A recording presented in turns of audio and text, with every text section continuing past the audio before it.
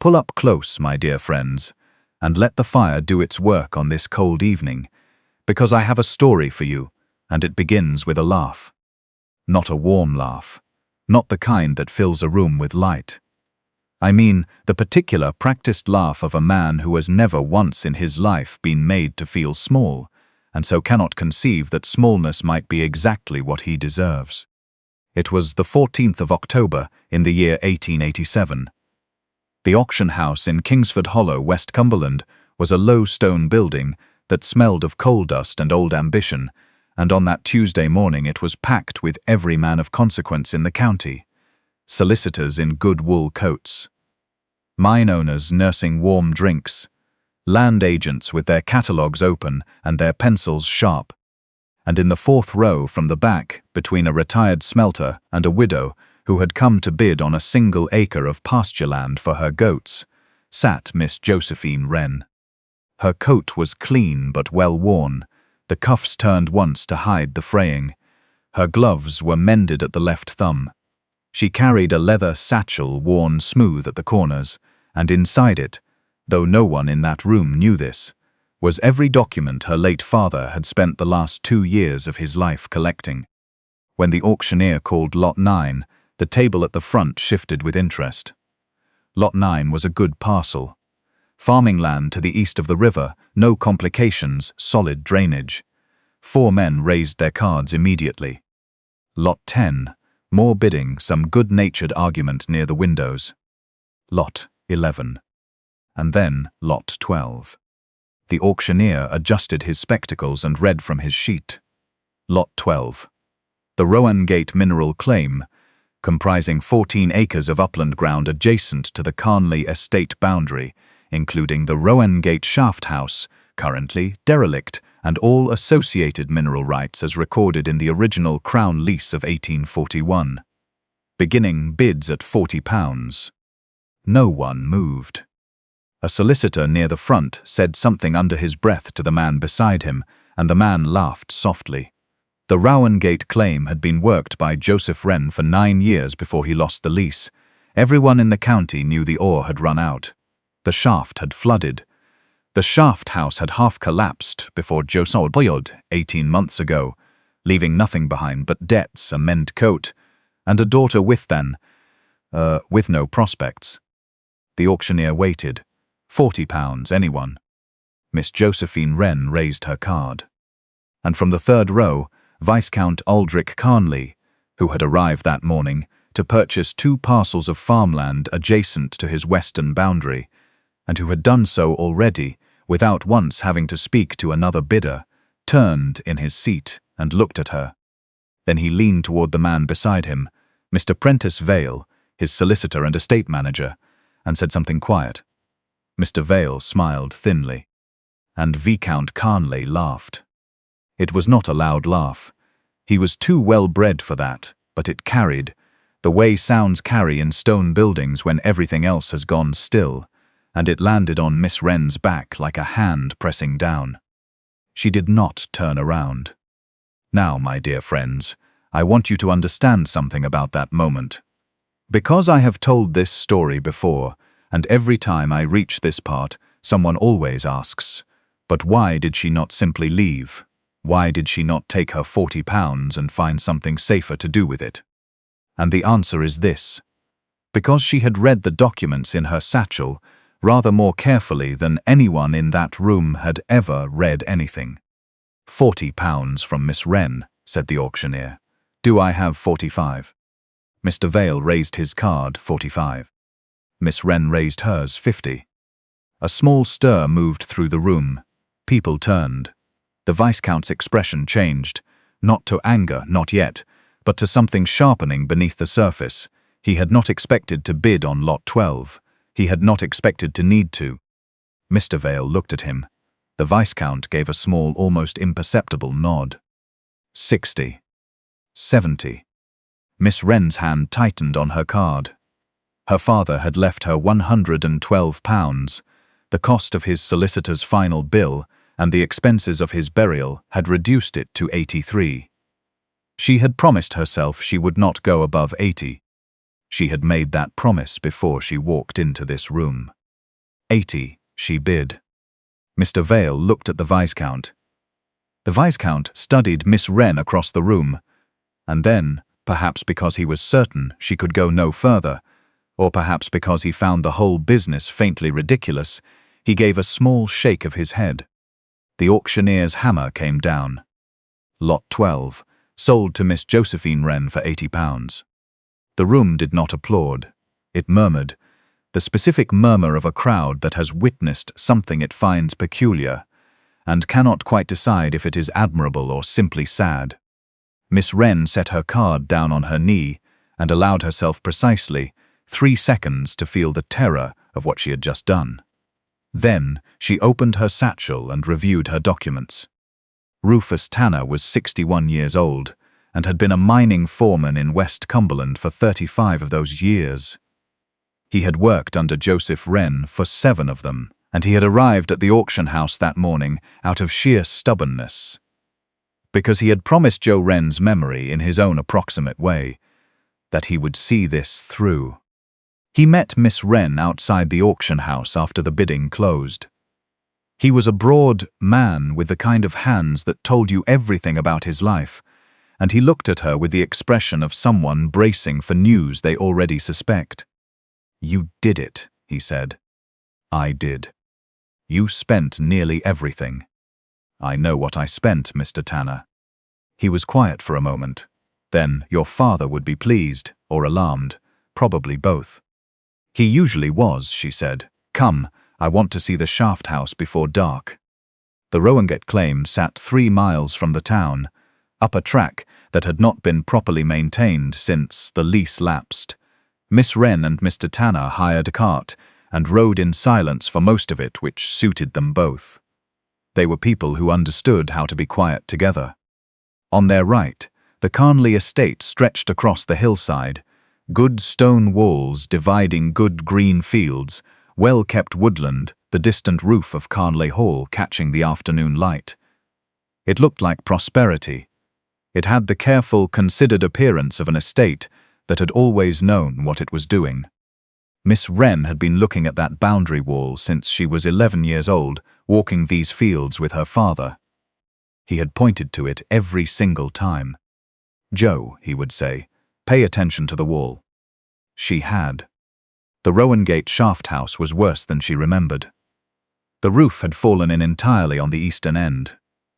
Ivy had wrapped itself around the engine house chimney.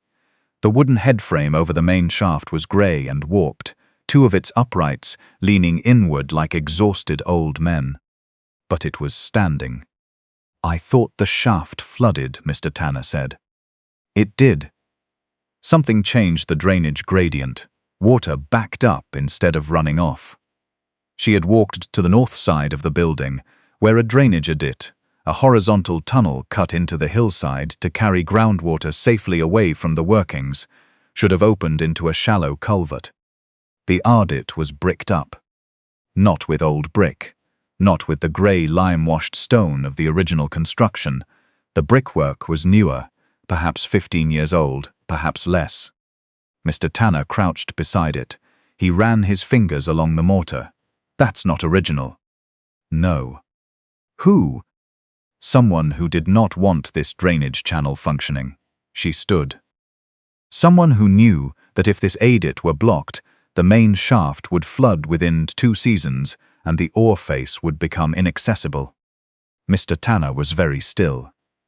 Then he looked up the hill toward the Carnleigh boundary wall, and she saw him arrive at the same conclusion her father had arrived at 9 years ago.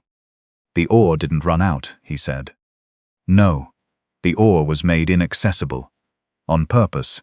And then, after my father's lease lapsed and the claim reverted to the Crown estate, which was bankrupt within the year and placed everything in auction, someone positioned themselves to purchase it quietly." She paused. They had not expected a geologist's daughter to outbid them. And here, my dear friends, I must tell you about Joseph Wren. He was not a grand man. He was not a titled man. He was a working geologist who had spent 30 years mapping the mineral geology of West Cumberland, and who understood the limestone and the copper-bearing strata of these hills better than anyone in the county. He had worked for the great estates. He had been hired by the Carnleigh family, in fact, in the early years of the present Viscount's father, to survey their mine workings. And it was during that survey, in the winter of 1874, that Josephine Wren had noticed something that should not have been there. A new drainage channel, running north to south beneath the Carnleigh mine boundary, at a depth that corresponded exactly with the rich secondary ore face on the Rowingate claim. He had not understood it immediately. He had recorded it in his survey notes, filed them, and thought about them at length. Because he was an employee, and because the evidence was ambiguous, and because men in his position had learned to be careful with conclusions that implicated men in positions like Viscount Carnleigh's. But the following year his own Rowingate mine began to flood, and the year after that his output fell by half, and the year after that his richest ore face went entirely silent. He wrote letters to the estate. He was told it was the natural geology. He hired another surveyor to confirm his findings. That surveyor's report disappeared from the county records office. In the last year of his life, Josephine Wren had written to Viscount Carnleigh directly 4 times. He received no reply to any of them. He died of a lung infection in March of 1886, having lost the mine, the lease, and very nearly the house. Miss Josephine Wren had read all of his notebooks, every page, every margin note, every frustrated annotation, written in the cramped hand of a man who knew he was right and could not make anyone listen. She had memorized the survey coordinates. She had corresponded quietly and at her own expense with 2 former Carnleigh mine workers who had left the county under unclear circumstances, and the unmistakable air of a woman, and she had come to the auction at Kingsford Hollow with £80 and the patience of a woman who had been planning this for 18 months. They were still at the shaft house when the riders arrived. 3 horses, Mr. Vale, the estate engineer, and Viscount Carnleigh himself. The Viscount dismounted without waiting for assistance. He was a tall man, well built in the way of those who have not gone entirely soft, despite never needing to do physical work, and he had the kind of face that commanded rooms without trying. He walked to where Miss Wren stood at the adit wall and stopped. "Miss Wren," he said, "you wasted very little time. It is my property now, my lord. I have every interest in understanding it. You have purchased 14 acres of exhausted upland and a derelict shaft house." He glanced at the bricked dated but gave no sign of recognition. "I would not call that a sound investment."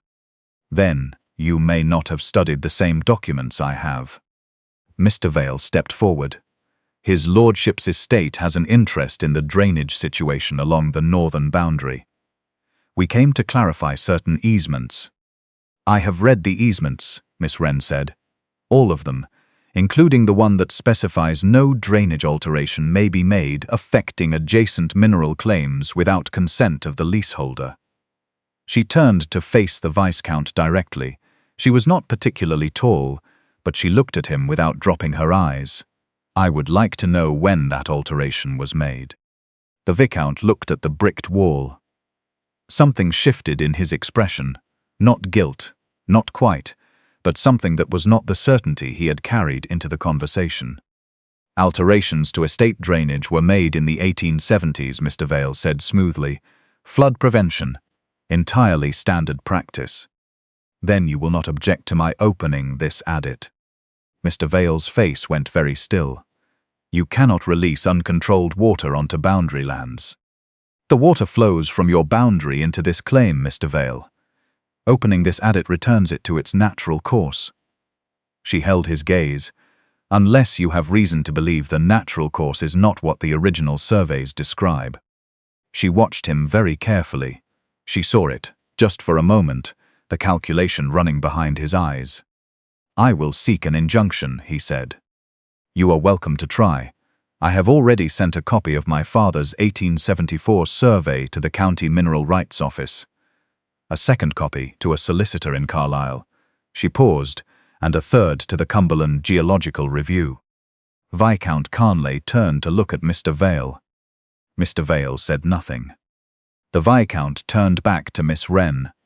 Whatever he had expected to find at the Rowengate Shaft House this afternoon, a frightened woman who had overspent her inheritance, someone who could be managed with a well-worded letter. He had found something rather different, and he was beginning to understand that.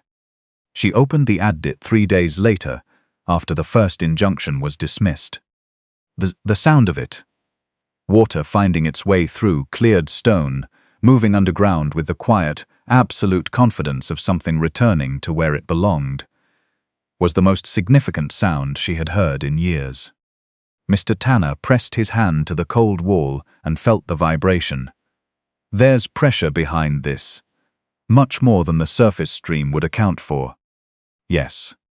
Joe. He looked at her steadily. This is not just drainage water. Someone built a channel to bring water down here on purpose. 1876, she said. I know.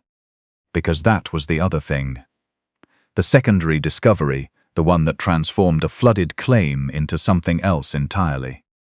The blocked adit had not merely redirected the natural drainage. Someone had constructed an underground channel, new, lined with cut stone, running beneath the Rowengate claim from the north, carrying water from a natural spring on the Carnleigh upland. That water had been used, through a series of underground sluices, to power a private ore processing operation, one that appeared in no estate records, one that had processed copper ore from the Rowengate face, ore accessed through an unreported lateral tunnel driven from the Carnleigh mine workings across the property boundary. They had not simply flooded Josephine Wren's mine. They had stolen from it, processed the stolen ore privately, and then flooded the remaining workings to conceal the evidence. And then they had waited for the lease to fail. Viscount Carnleigh came to the Rowengate Shaft House on the 5th morning alone, without Mr. Vale and without the estate engineer. He arrived on horseback and found Miss Wren examining survey drawings spread across an old timber plank she was using as a table. You knew nothing of this, she said before he could speak. She had thought carefully about how this conversation would begin. I believe that your father authorized it, Mr. Vale executed it. You inherited an estate that benefited from what they built without knowing how. He was quiet for a long moment. That is very generous. It is not generous. It is the conclusion the evidence supports. She looked at him steadily. But I want the records, my lord. Every survey, every drainage plan, every account related to the construction carried out in 1875 and 1876. Vale manages the estate records. Then Vale has selected what you know and what you don't. She watched his face as that settled. He kept your father's instructions, I would imagine, as leverage. He would never destroy a document that made him useful. The Viscount stood very still. He was a man who had been raised in rooms where every piece of information arrived pre-processed, smoothed and shaped by people whose position it was to manage his understanding of things. He had never needed to question the shape of information, because the shape had always been made comfortable for him. That was not cruelty. It was something almost worse, a cultivated, lifelong blindness. Your father wrote to me, he said, 4 times. I know. I never received those letters. She had anticipated this. I believe you. Would I have listened? He looked toward the Carnleigh hills. A long silence, then quietly, probably not. Vale would have explained it away. I would have accepted the explanation. He paused. I have spent a great deal of my life accepting explanations. Miss Wren folded the survey drawing in her hands. My lord, the estate records, drainage, survey, any accounts with contractors in the 1870s, not the copies prepared for display, the originals. He met her eyes. Something passed through his expression. Not yet trust, not quite, but the beginning of a decision to stop looking away from things. I will have them brought to you, he said. They worked for 4 days in the Carnleigh library, she and the Viscount and an estate clerk named Perrin, who had joined the household 6 months prior, and therefore carried no loyalties to old arrangements. Mr. Vale was asked, with some ceremony, to take a holiday. He did not take this well. And here, my dear friends, I should tell you that Mr. Prentice Vale was not a man who left loose ends. He had not constructed a 15-year enterprise on carelessness. So while Miss Wren and Viscount Carnleigh spread account books across 3 library tables, Mr. Vale was doing precisely what men of his particular character do when they feel the ground shifting beneath them. It was Rufus Tanner who noticed the smoke first. Not from the estate, from the town. Mr. Vale kept his private office above the Consolidated Minerals Agency on Merchant Street. On the evening of the 4th day, that office caught fire. By the time anyone organized a proper response, the front room was gone. But Rufus Tanner, who had served with the West Cumberland Volunteer Fire Brigade for 11 years before his knees gave out, and who knew every entrance and exit in Kingsford Hollow, had already gone through the back. He emerged from the smoke with a metal strongbox under one arm, coughing hard, eyes streaming. He set it at Miss Wren's feet an hour later. She opened it. Inside, private contracts. Payment records to a shell company called Northern Adit Works, limited correspondence between Mr. Vale and the late Lord Carnleigh, detailing the full scope of the underground diversion in their own confident handwriting, and worst of all, most precise of all, a schedule of anticipated effects, written entirely in Mr. Vale's careful hand, listing 6 leased mineral claims in the county, beside each name, a projected year of lease failure, a target purchase price after failure. Rowan-gate was 3rd on the list.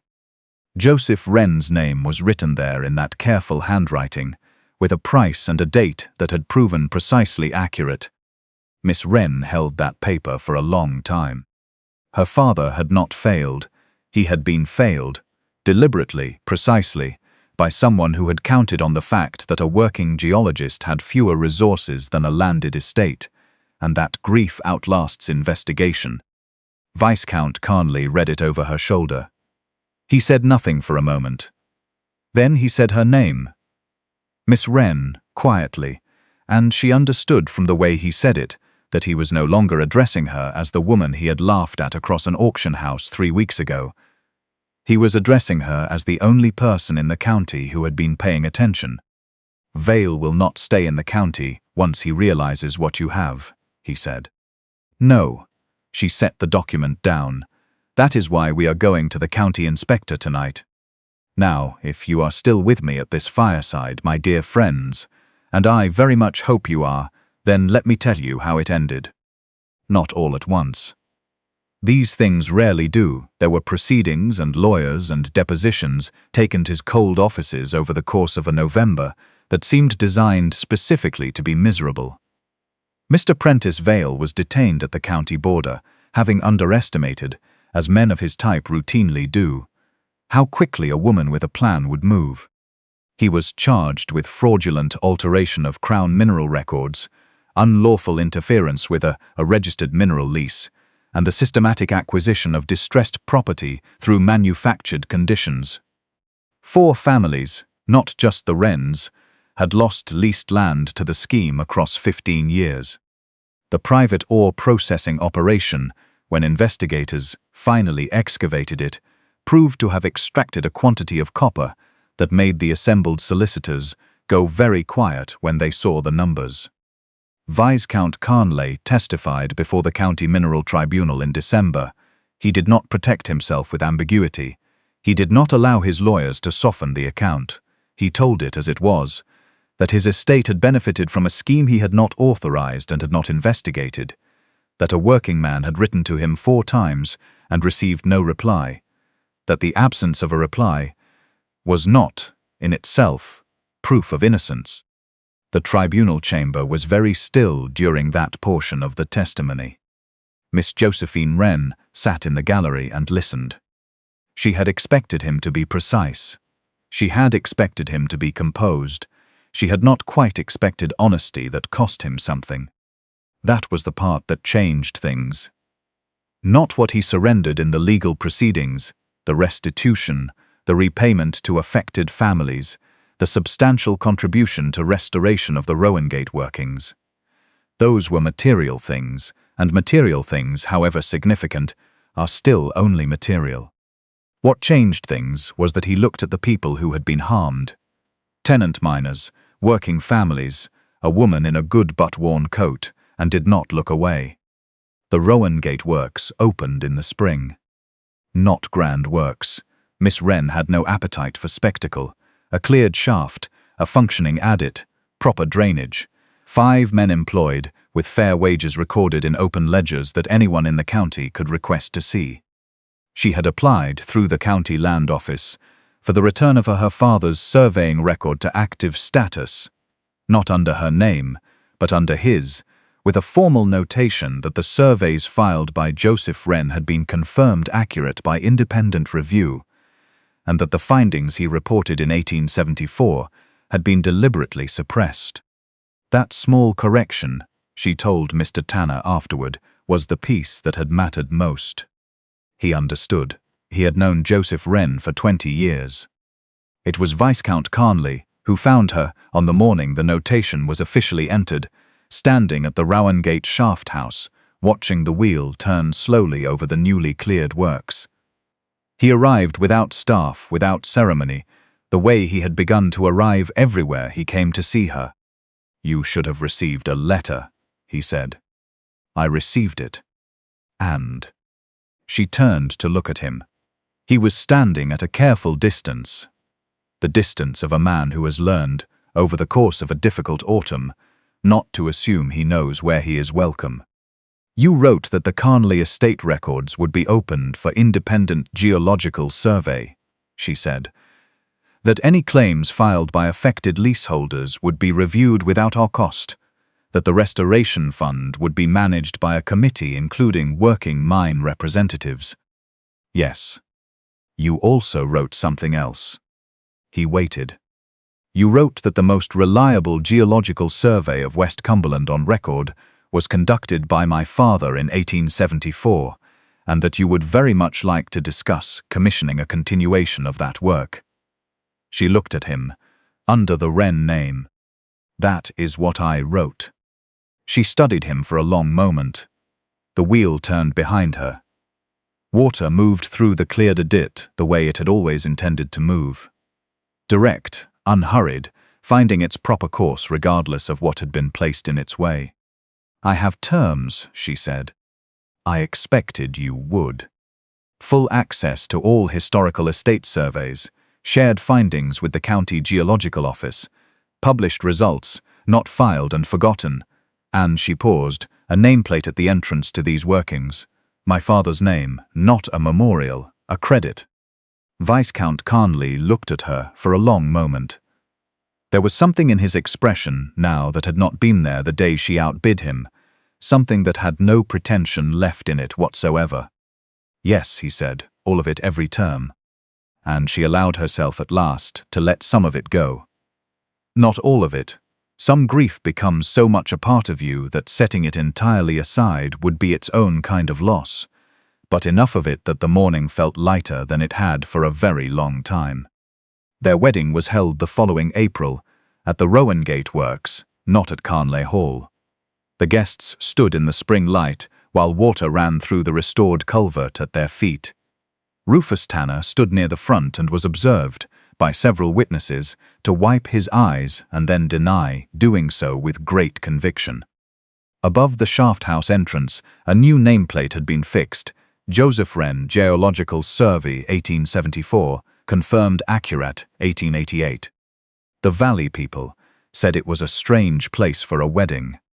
Miss Josephine Wren, who was, by that afternoon, Lady Carnleigh, though she continued to be called Miss Wren by everyone who knew her and mattered, said it was exactly the right place. Her father had mapped this ground. He had understood it before anyone else.